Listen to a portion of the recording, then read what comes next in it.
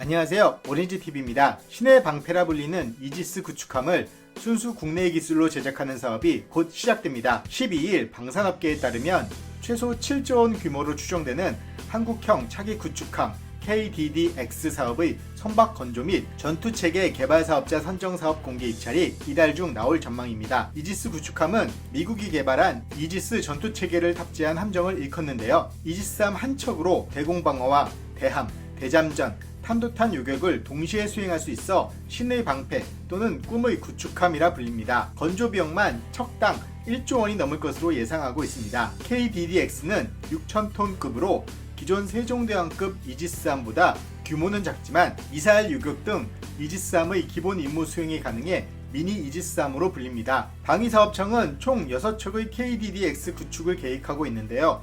이르면 2030년대 안에 우리나라는 이지스함 총 12척을 보유할 전망입니다. 지난 2008년 실전 배치된 우리나라 최초의 이지스함 세종대왕급 3척과 현재 추가 건조 중인 8,100톤급 차세대 이지스함 3척 그리고 KDDX 6척을 추가로 확보하는 것인데요. 아직 구체적인 세부 성능은 공개되지 않았지만 KDDX는 성능 면에서 기존 세종대왕급 이지스함을 뛰어넘을 전망입니다. 듀얼밴드 방식의 다기능 레이더뿐 아니라 전방과 후방에 각각 48셀, 16셀의 신형 한국형 수직 발사체계가 탑재될 예정입니다. 여기에 초음속 함대함 미사일과 홍상어 대잠 유도 미사일, 해성2 함대지 순항 미사일 등을 갖추게 됩니다. 특히 KDDX 사업은 순수 국내 기술을 기반으로 개발되는 첫 이지스함이란 점에서 의미가 있는데요. 미국, 영국, 일본, 중국, 노르웨이에 이어 세계에서 6번째로 이지스함 자체 건조가 가능한 국가로 올라서게 됩니다. KDDX 6척은 중국과 일본 등 주변국에 대응하기 위해 창설, 추진 중인 기동함대에 포함될 전망입니다. 일본은 지난 3월 취역한 마야함 등 7척의 이지스함을 보유하고 있고 중국은 구체적인 전력이 외부에 공개되지 않았지만 이지스함급으로 분류되는 055형 및 052D형 구축함을 최소 30척 보유한 것으로 알려졌는데요. 군 전문가 사이에선 우리 해군이 12척의 이지스함만 보유하게 돼도 중국과 일본을 충분히 견제할 수 있다고 보고 있습니다. 우리나라는 3면이 바다로 되어 있어 해군 전력의 중요성이 육군 못지않다는 걸 모두들 알고 계실 겁니다. 특히 일본은 떨어진 지지율을 한국과의 갈등으로 높이려는 시도를 수차례 해오고 있습니다. 지난해 일본은 일본 해상보안청 주도로 독도 인근 해역의 순찰을 2018년 대비 30%나 늘려서 우리를 도발했습니다. 또한 지난해 발행된 방위백서에서 일본 정부는 독도가 자국 영토라는 일방적 주장을 실천하기 위해 독도 상공에서 충돌이 발생하는 경우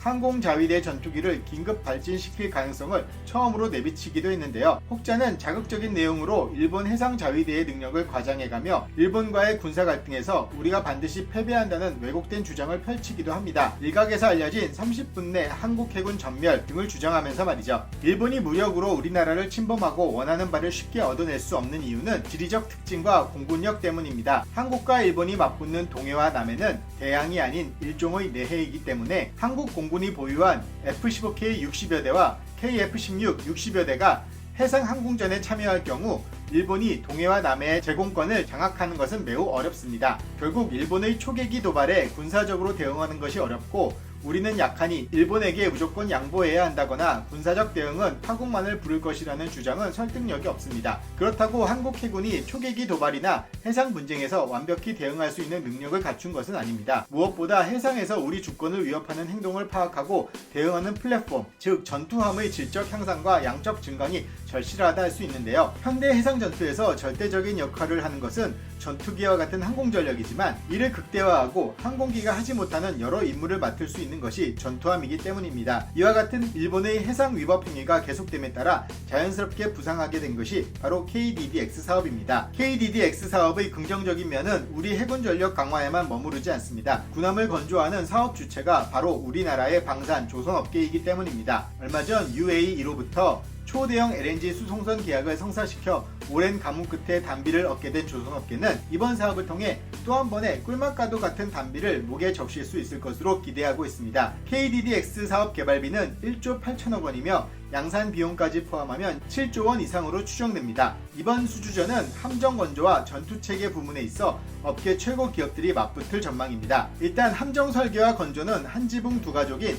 한국조선해양과 대우조선해양이 맞붙습니다. 한국조선해양 계열사인 현대중공업은 최초로 이지스함을 건조한 경험이 있죠. 현대중공업은 그동안 해외 기술에 의존해온 통합 마스트를 국내 기술로 개발해 KDDX에 탑재할 계획인데요. 마찬가지로 다양한 선박 건조 경험이 있는 대우조선해양은 미국 주말트급과 유사한 선수 디자인과 스마트 기술을 대거 탑재한 스마트 함정을 만들겠다는 계획입니다. KDDX의 두뇌 역할을 할 전투체계 개발 사업은 하나시스템과 LIG 넥스원이 경쟁할 전망입니다. 하나시스템은 한국 해군의 구축함, 호위함, 잠수함 등 다양한 전투체계를 전력화한 전례가 있다는 점에서 강점이 있고, LIG 넥스원은 레이더부터 지휘 사격 통제 시스템까지 센서 투 슈터의 개발 경험과 고도의 통합 역량을 강점으로 내세우고 있습니다. 모쪼록 이번 KDDX 사업이 계획대로 순조롭게 진행되어 우리 해양을 든든하게 지켜줄 해군 전력 탄생에 큰 몫을 할 수 있기를 기대합니다. 오늘은 여기까지입니다. 감사합니다.